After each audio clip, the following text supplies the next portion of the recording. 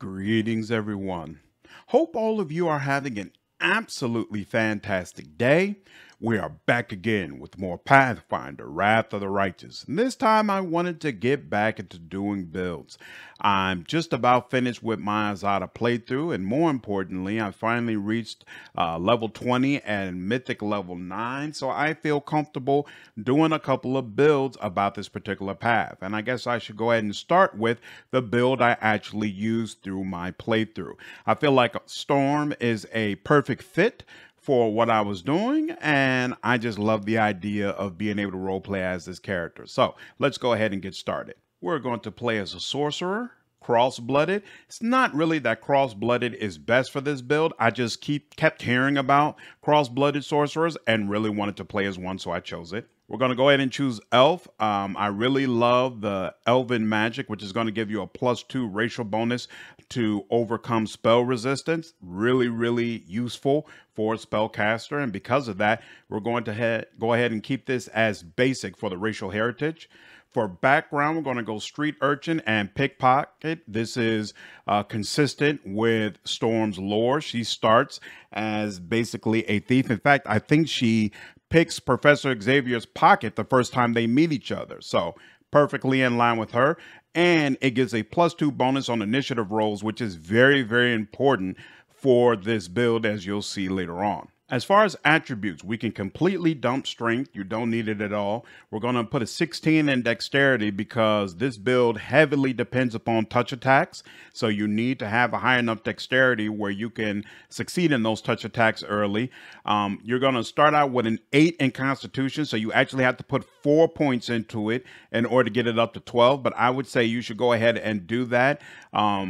Anything less than that, I feel like becomes rather hard to manage, especially if you're on core difficulty or above.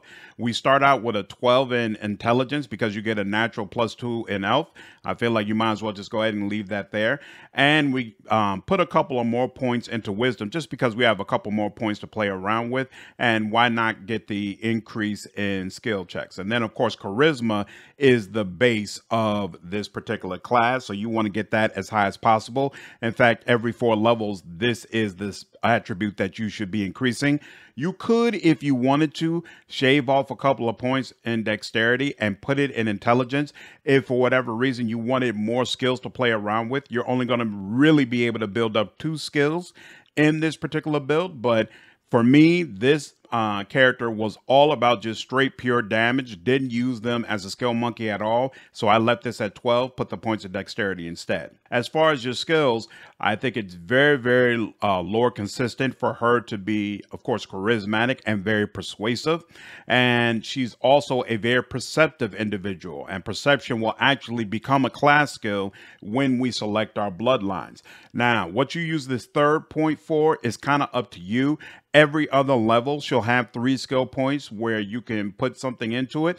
So I would say Knowledge Arcana is also very lore consistent. And then just as far as the class itself, of course, Magic Device would be very consistent as well. So up to you what you decide it is you want to work with. Okay, for your first feat, you want to go ahead and choose point blank shot. Again, we're going to be dealing a lot with touch attacks. So this +1 to attack and damage is definitely going to be useful for us. For our first bloodline, we're going to go elemental bloodline air. So this is going to give you an elemental ray of electricity that you can use early on.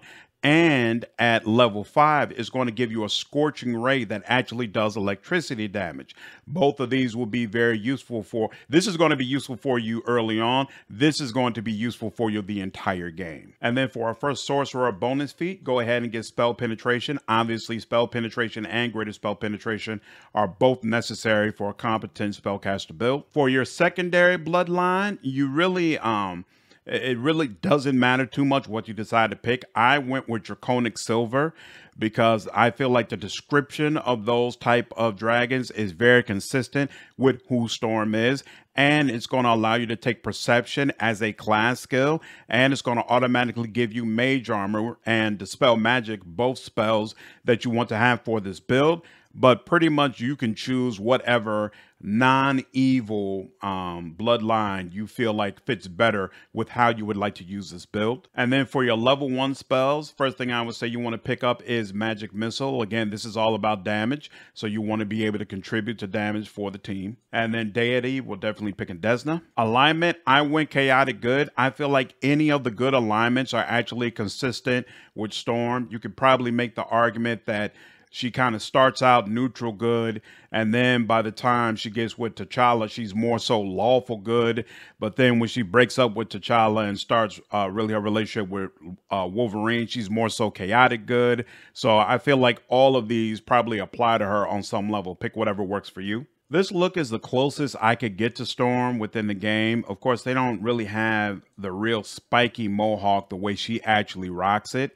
And I didn't like any of the other hairstyles for her more full head look.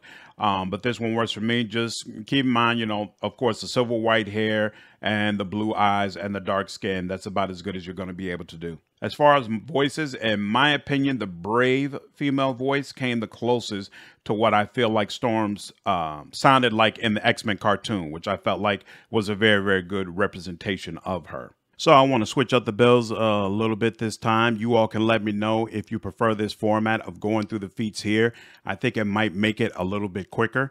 And then we're also going to go through the Mythic Path and the spell book shortly. So we already went through level 1 and level 3. You're going to go ahead and take Precise Shot.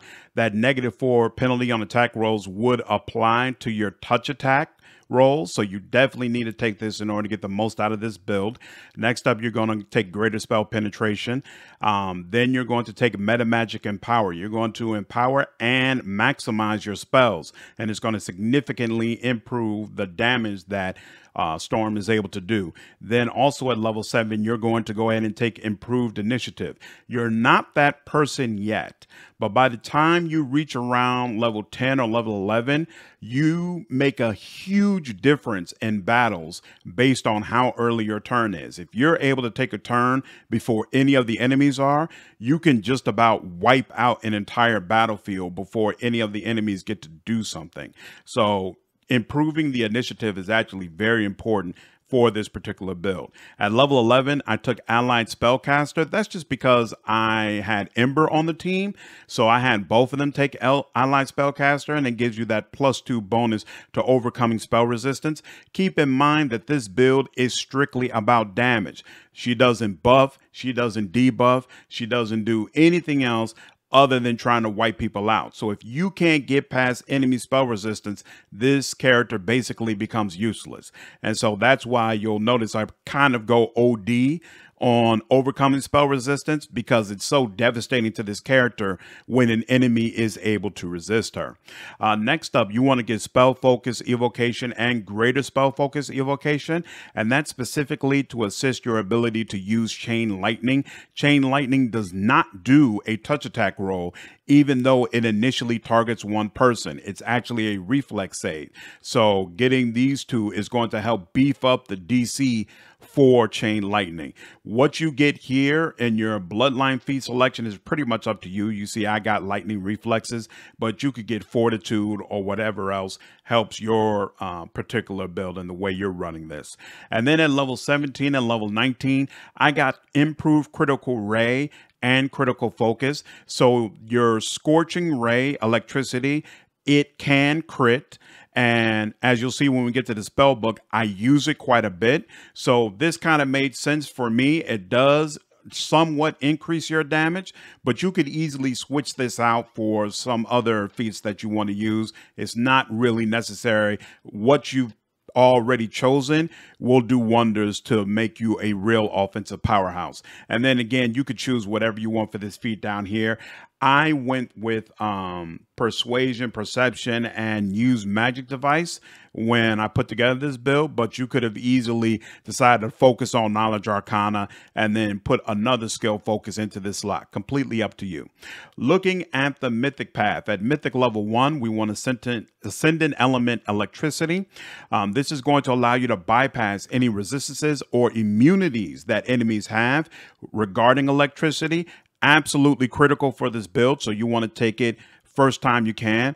Also, since you're an Azata, you would go ahead and select Instrument of Freedom. It's going to give you a ray that serves as a ranged touch attack and does some pretty decent damage to enemies. Long term, you're not going to be using this, but short term, you're not going to have that many slots to be able to use Scorching Ray. And so this can be a really nice backup when you're out of spells. At Mythic level 2, we're going to take Spell Penetration. Again, you want to make sure that you're able to get through those enemy defenses. At Mythic level 3, you're definitely going to want to take Abundant Casting so you can have more spell slots. And you get to actually choose Azata as your Mythic path. So this is going to give you access to Avu, who we'll go over later.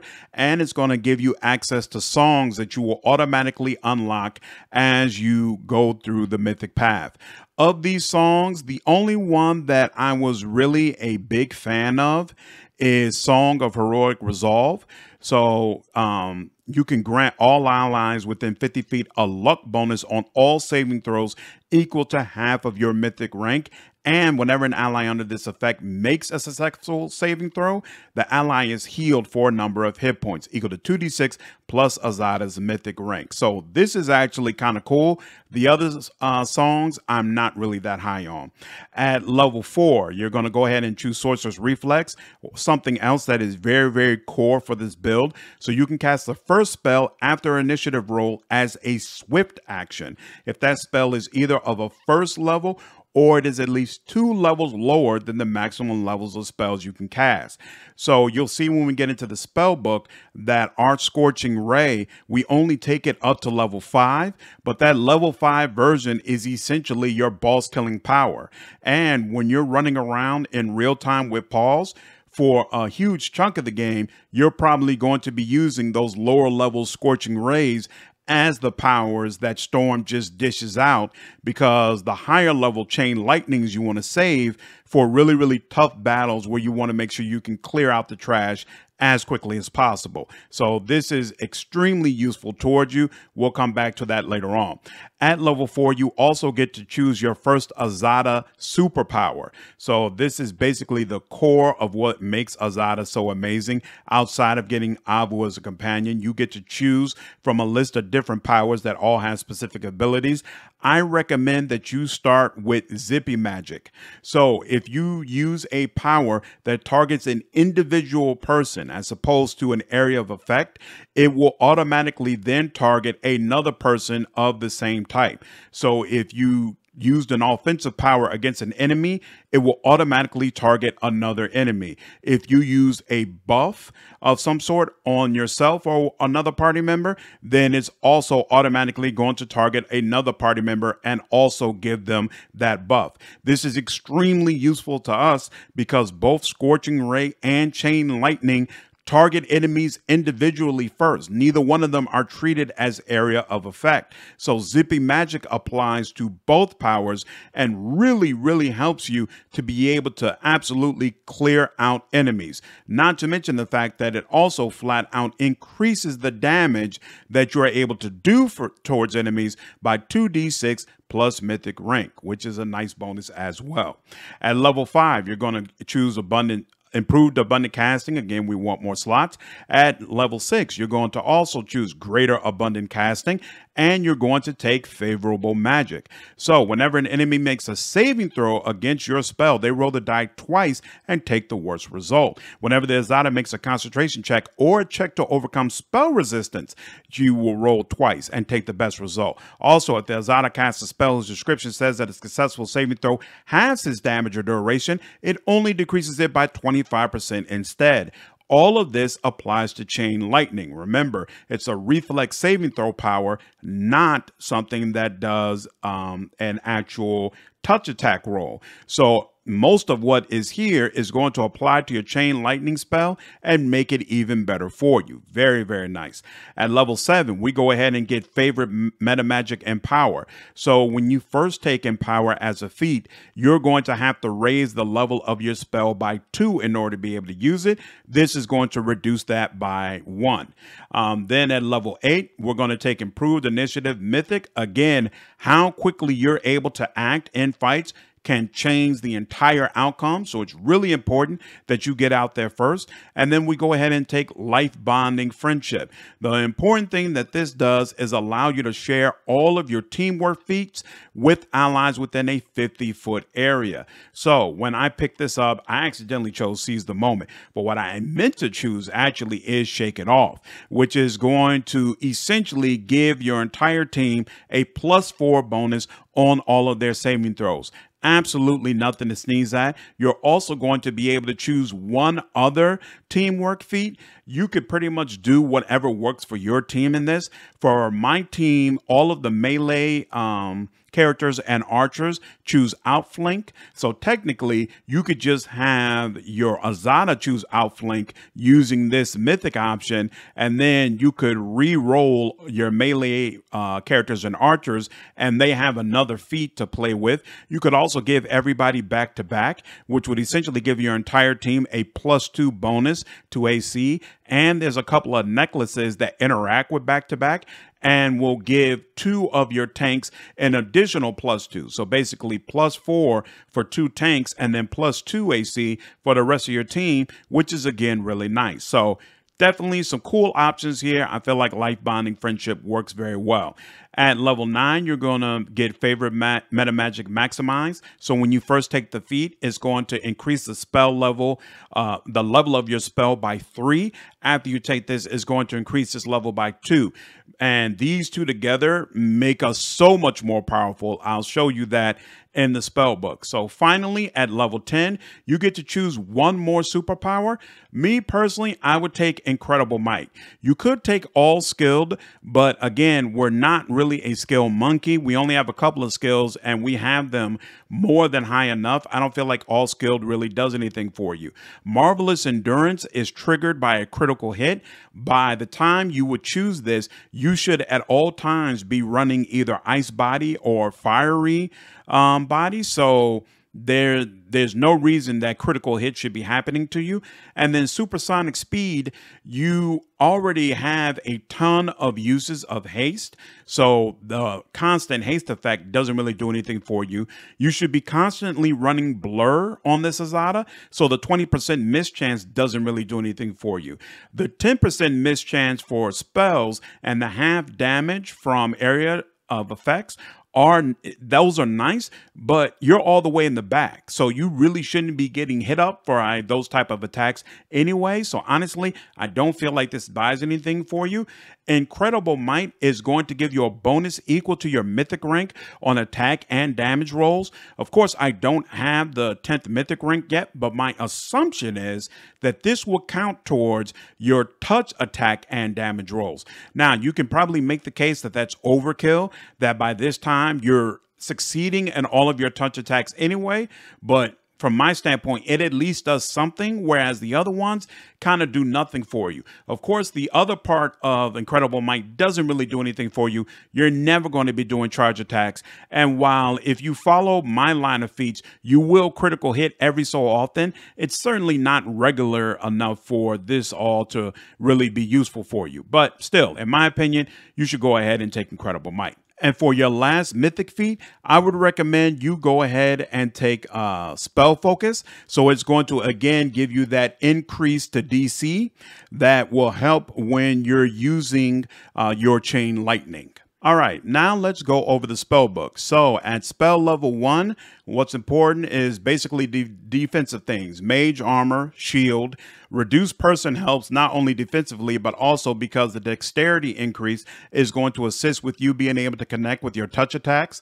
Expeditious Retreat is going to help, especially when you finally have your stronghold. It's a large area. You need to run around a lot. So being able to put something on yourself that significantly increases your speed is very, very helpful. Definitely want to go ahead and pick this up. And then the first spell you're probably going to want to get is Magic Missile, just to give you some early offensive capability. Long term, you're not going to be using this spell, but for now, it's important to have. There's nothing that is special about Azata at level 1. At level 2, definitely want blur and mirror image running on your Azata at all times. It's going to really help with their defensive capabilities. And then from your bloodline, you're going to get a Scorching Ray that does electricity damage instead of doing fire damage. I also like adding glitter dust here. It's a great way to deal with enemies who are invisible or concealed. So you want to have somebody with that in their repertoire. For Azata at level 2, the spell that I like the most is Ode to Miraculous Magic. So it's going to give you a +4 morale bonus on checks to overcome spell resistance and increase the saving throw DC of spells that require a will saving throw by 2. Unfortunately, the second part doesn't really help you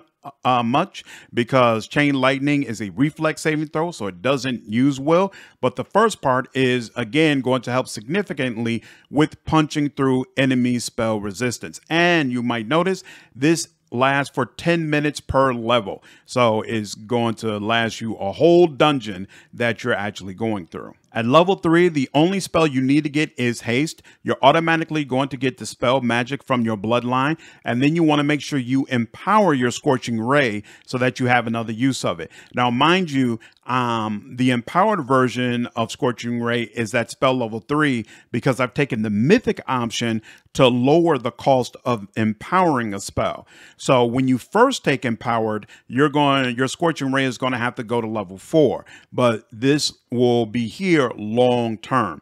The other spells I just took because you have to as you level up. You can put whatever you like here. For Azata at level 3, the only spell that I feel like really fits in with this build is Believe in Yourself.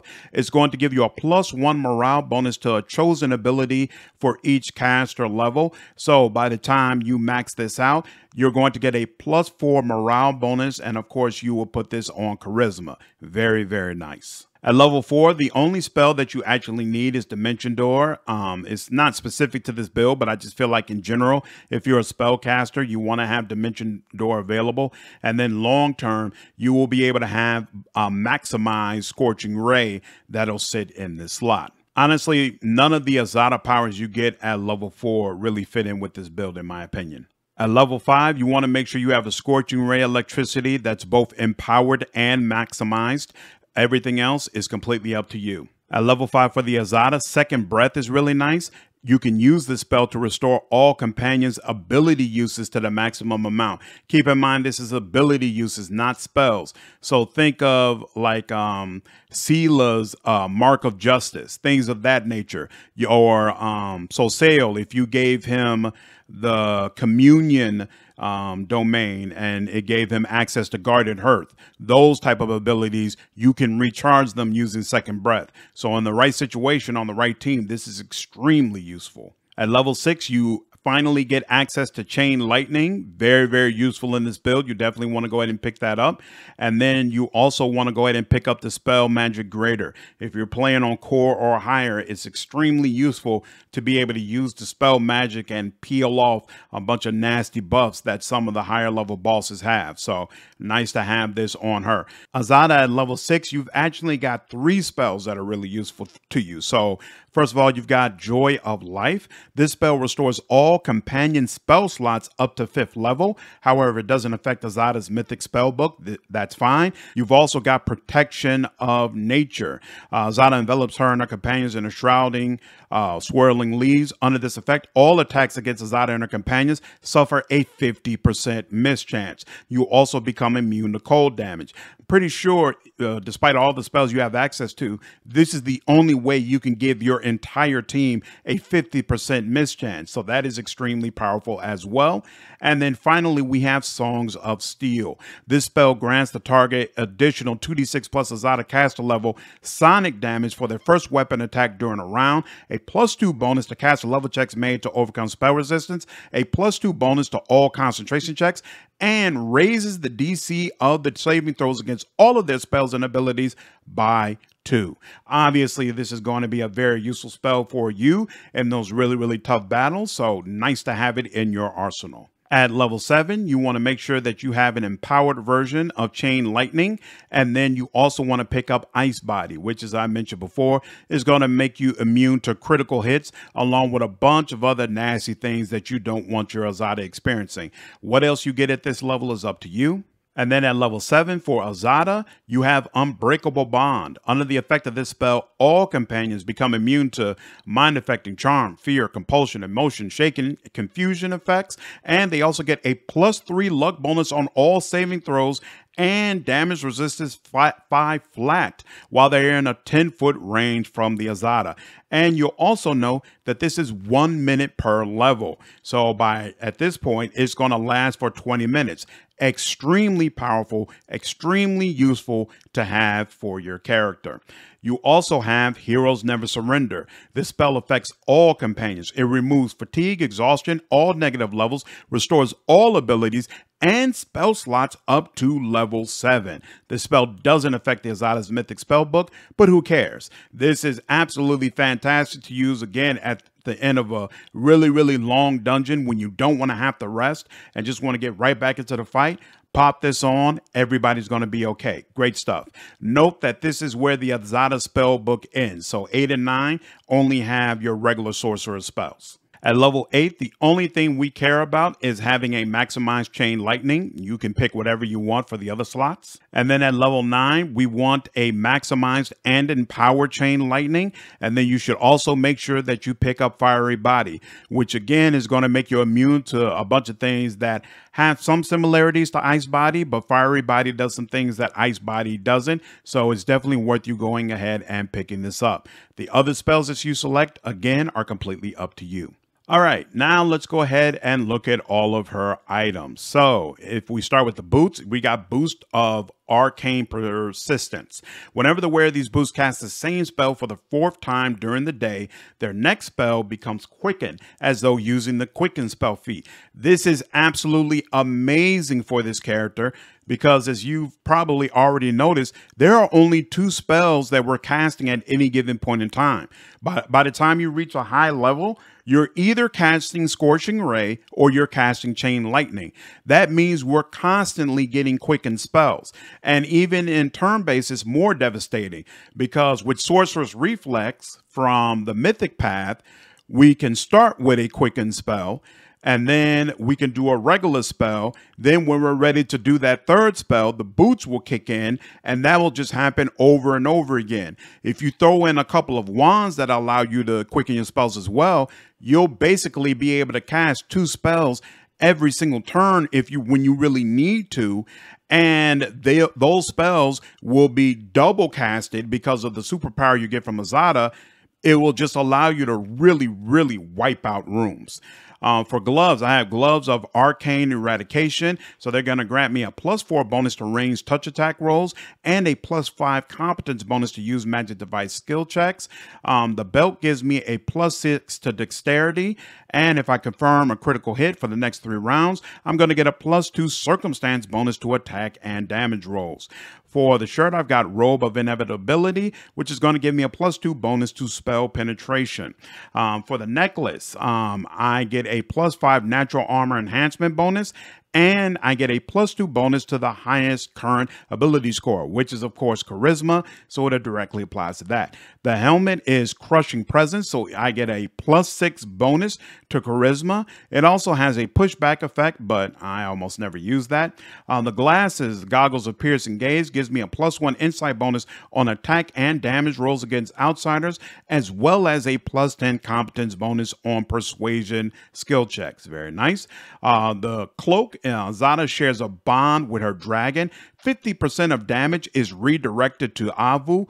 In addition, Avu gets additional damage resistance in flat, where N is equal to the Azata's mythic rank. Very nice again. Steady Finger as a Ring of Protection +2, and it grants me a +3 competence bonus on touch attack rolls. So obviously it conflicts with one of the things here, but that's okay. Ring of Undercover Wizard. Whenever the wearer of this ring hits 2 or more enemies with a single spell, which obviously happens all the time, it grants the wearer total concealment against ranged attacks for 2 rounds. Whenever the wearer kills 2 or more enemies with a single spell, which again happens all the time, it grants the wear total concealment against ranged attacks for the rest of the battle. Very, very nice. I've got the lucky bracers that you start out with, just because I'm curious if when I have them late game, they do something special. So I'm just holding on to them. Otherwise, there are certainly better bracers for this particular build. And then I also have the quarterstaff of the War Mage, which is a +3 quarterstaff that gives me a +2 bonus to the DC for all saving throws against spells that I cast. And I also have a +4 bonus to caster level checks made to overcome spell resistance.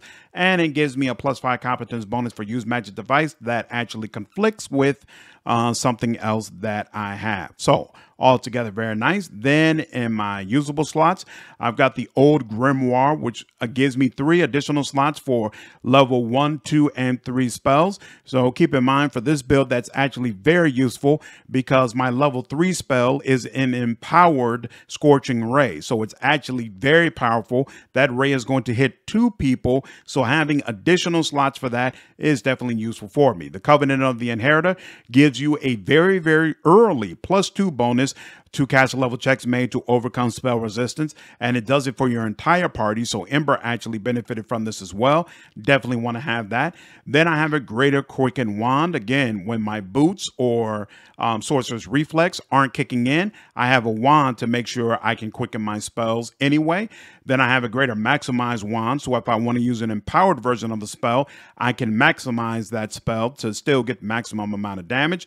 And then the flip side, if I want to use a spell that's only maximized, I have an Empower Rod to ensure that I'm still getting the maximum amount of damage from that spell. So in addition to everything else that I mentioned, of course, you get Avu as a pet companion. She is absolutely fantastic. You can stick her right up front. Really, really nice AC. As far as the items that I have on her, I've got Claws of a Sacred Beast. These gloves have claws that deal 1d8 slashing damage on an unarmed attack. If the enemy is of evil alignment, they deal 2d6 damage instead. In addition, these claws give the wearer a +1 enhancement bonus on attack and damage rolls. Even though the attacks Avu does are actually claw and bite attacks, these actually still do help her. So if you look at the damage rolls here, you'll see when I remove those gloves, her attack and damage decreases. So these gloves do actually count for her. I have a Belt of Physical Perfection, which gives her a +4 bonus on Strength, Dexterity, and Constitution. I have the Royal Guard's Barding. So this +5 full Barding grants is where 10d6 additional bludgeoning damage on a successful charge. It also makes the wearer immune to stunned and staggered conditions. I gave her a +5 enhancement bonus on attack and damage rolls with unarmed and natural weapons. She has Shy Lily's Helmet, which gives her a +4 profane bonus to strength and a +2 profane bonus to AC. She has Misty Cover, which is a cloak of resistance +4 and grants her a +2 insight bonus to AC against flying and summon creatures. And then finally, she has the Bracers of Harmful Conversion. Whenever she hits with a critical hit, the enemy must pass a Fortitude saving throw or suffer from a random condition from the list for 2 rounds. So all good stuff. Keep in mind, you have no control over how Avu develops herself. So the game basically chooses everything for you. But I haven't seen anything where I was really, really dissatisfied with what she does. She's an absolutely fantastic character. Later on, late in the game, she does get access to a spell book. It's mostly standard cleric spells. So you see she has Restoration Greater, Resurrection. She's got Dispel Magic Greater. So she's a great option to try to dispel those nasty buffs from certain characters. She does have access to heal. Spell resistance, break, enchantment. So things that you've seen before, but it's still really, really nice to have another character that's capable of them. So just an all-around great party member to have. Okay, so now we're in a combat example. We've got 2 spiders here, 1 giant here, and I think there's probably another giant back here somewhere. You'll notice that my Azata is both exhausted and fatigued, and she doesn't have any of the usual buffs you will want to place on her to make sure you're getting the most out of her damage, but we're going to make the best of it as we can. So in a fight like this, where there's 3 or more people, usually I want to go ahead and pull out a Chain Lightning. We have a level 9 version of it. Might as well use it. So this is going to be Chain Lightning empowered and maximized. We'll put it on one of the spiders.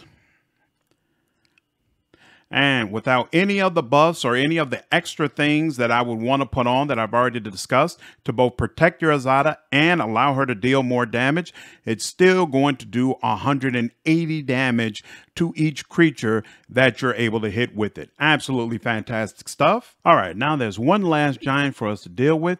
Took a little bit of damage from an attack of opportunity that WotR did, but other than that, he's unharmed. So once again, we'll go ahead. Since this is only one enemy, I'll use Scorching Ray, empowered and maximized.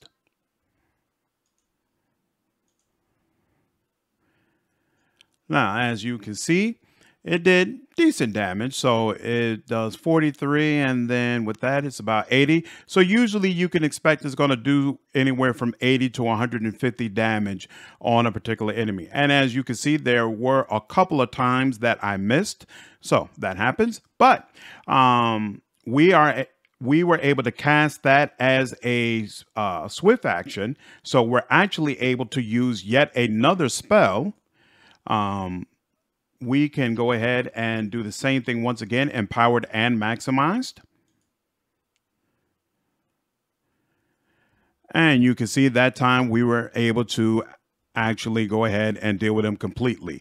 And looks like all of my rays hit this time and was able to take them out. So basically you get the gist of it. Both Scorching Ray and Chain Lightning will hit multiple enemies. Chain Lightning is absolutely a room killer, and if your DC is high enough, it's a balls killer as well. Even if it's not, you have Scorching Ray available, which is going to target the touch AC of enemies you're going up against, and so it's still going to make it very, very easy for you to clear out combat encounters. The only real weakness I can say with this build is keep in mind when it comes to spontaneous casters, some of their high level spells end up with the casting time of 4 rounds. So you have to be careful if you're running real time with pause, what spell you're actually have selected as the one that's going to be used all the time, because your boots and that Sorcerer's Reflex are not going to kick in for those spells for those high level spells that require a 4 round. So you want to have the spells that you use when you're just running around in levels to be ones where the casting time is a standard action. And then the boots and Sorcerer's Reflex will kick in properly while your sorcerer is flinging around spells, and you're going to have a much better time. Let me know down in the comments if that's confusing for any of you or you have any additional questions. Otherwise, I had an absolute blast with this build. Made it very, very easy for me to get through core and deal with all of the enemies that I encountered. So, hope all of you enjoyed this video. If you did, please leave me a like, share this content, and subscribe to the channel if you haven't already. I will see you all in the next video. Take care.